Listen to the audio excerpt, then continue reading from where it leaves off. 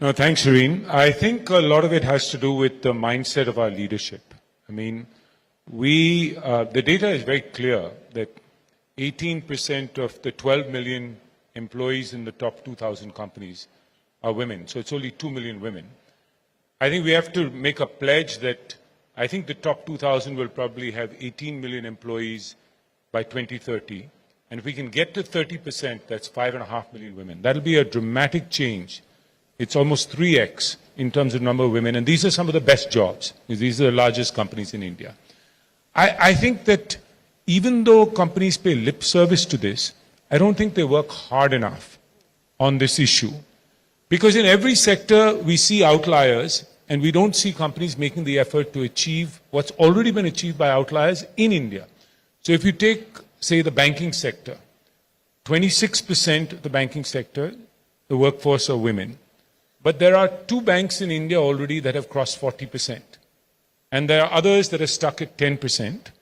Our neighboring Sri Lanka is at 45%. Vietnam's at 68%. I think we can easily get to 40% as a sector if the leadership is committed to it and really wants to make it happen.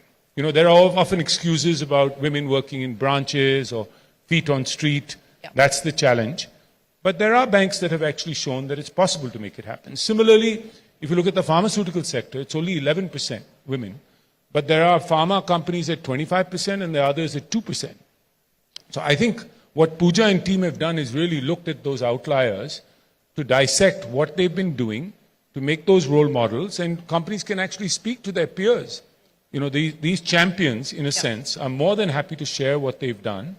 And I think if what we need is leadership to sign on for concrete targets in 2030. So I, company X, am at 25%. I commit to get to 35 or 40%, share it with the board, and have an action plan you disclose publicly. I think that's what will get us there eventually. And you, Shireen, have to help us to get those CEOs to sign on the dotted line. I think it is, Shireen, and that's why just a mandate may not be sufficient. I think we do need to. There is plenty of research out there that clearly shows that having a higher percentage of women in the workforce, in leadership positions, lead to better outcomes. But I think companies have to experience it themselves. And in India's case, they have to break a lot of barriers. I'll tell you, if you look at the factory and out in the field, those are the 2 areas where across industries, why is FMCG stuck at 11%? Why is pharma at 11%? Why is banking at 26%? You know, it's because we have in India this myth that it's not safe for women to be out there. We've decided, you know, in a paternalistic manner, that's the case. There are companies that have broken the barriers, where in a logistics warehouse, you'll see women doing jobs that you could never imagine earlier that they would do on the shop floor. But that story is not told enough. And I think that's what's holding us back, is the fact that it's going to lead to a better, more productive work environment, and it's definitely possible. You know, our labor laws, by the way, are still archaic.